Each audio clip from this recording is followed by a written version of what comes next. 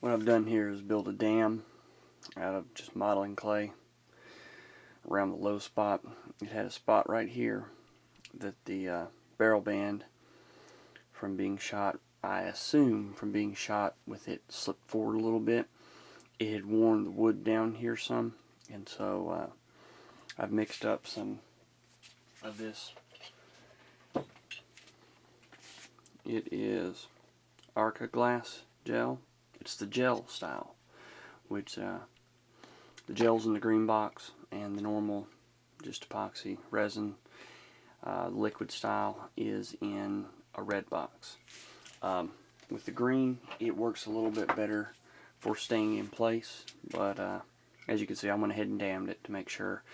With this being wood stock and everything, if I end up with any excess running down the side, I don't want to have to end up sanding the thing and have to refinish a bunch of the stock. Whereas the way it is now, it's just formed right there, and I'll just peel the modeling clay away, and I'll just have to file on it, do it all by hand. I may do the very beginning part of it with a rotary tool, but that gives you the idea. That's how this is going to be done. The Arca glass bedding compound, it comes, I've actually got them in here in a used baby food jar, because I've opened the black dye and the brown dye, because I've already used this stuff on bedding a Mosin Nagant with a polymer stock, and it comes with both color dyes in with the box, and you just put a drop or two. This is where I've mixed some up. Whenever you mix it, it's almost a yellow. Well, you can see right here, if it will focus in, that's what it looks like before you dye it. It's kind of a yellow hue to it, creamy yellow, and you put just that's one or two right at 2 small drops of that brown dye, and it's amazing. You put just a drop or two of that dye, brown or the black, in with all the epoxy that you've mixed up, and start to mix it. And I mean, the first or second time that you take that, that you go around mixing, it's amazing how quickly that dye spreads. It does not take much. It's super concentrated. And believe it or not, if you have a black polymer stock, you can end up with too black of your dye, too black. So you got to be sparing with it, and mix a little bit, look and see, color test it. You can add a little more, but you want to keep track of the amount of dye that you've added for how much epoxy you mixed up. That way, if you have to go back in and match it, you'll have at least a basis to go off of. Whenever we go to peel this off after it's set up, videotape that, and we'll go from there. It doesn't take too long for this stuff to set up, but to set up to the point to where I feel comfortable that we're going to start sanding on it and everything. I think I'm gonna I'll let it set up over day. Over day. Good Lord, overnight. Tomorrow at some point in time, probably tomorrow evening, I'll come to it and look into doing a little bit of blending on it. And here's this side of the box. You can hit pause if you want to read it. There are all kinds of bedding epoxies out there. I chose this because it is a gel.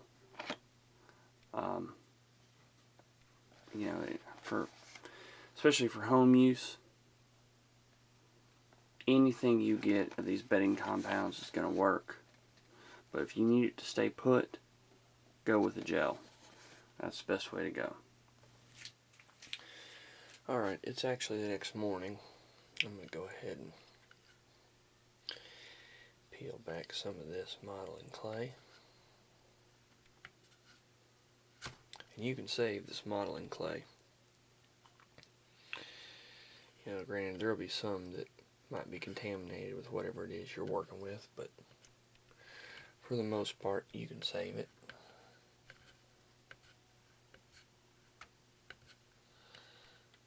I usually like to just roll it and get the excess off there.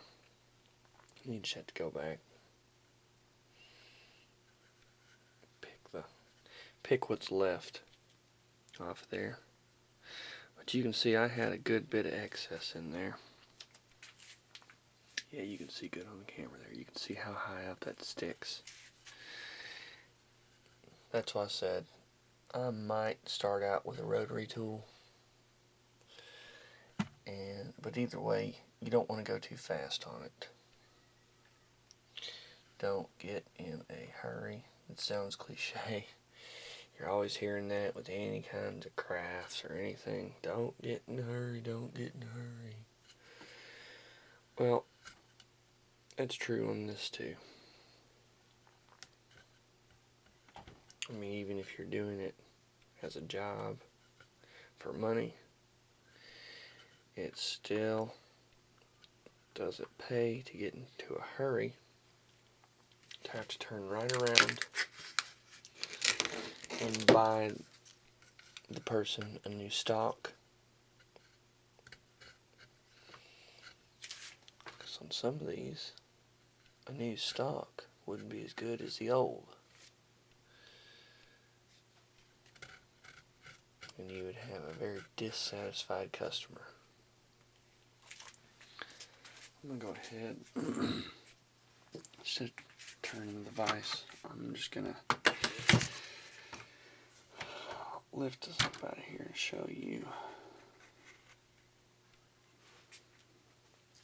You can see here on this side,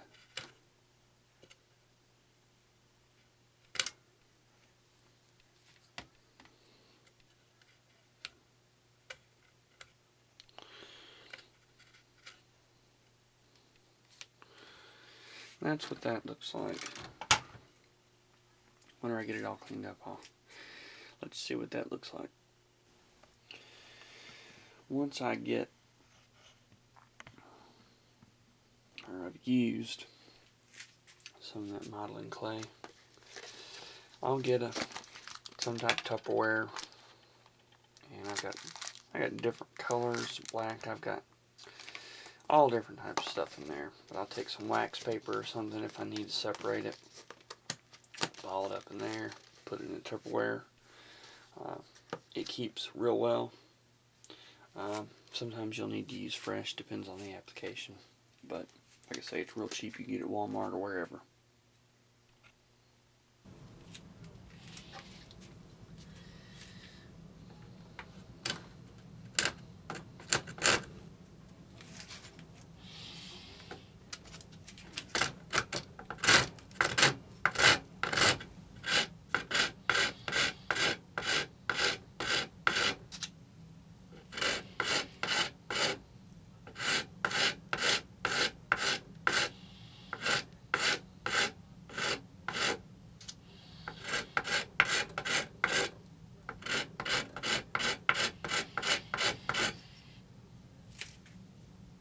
This will give you an idea of the two sides of this rasp that I'm using.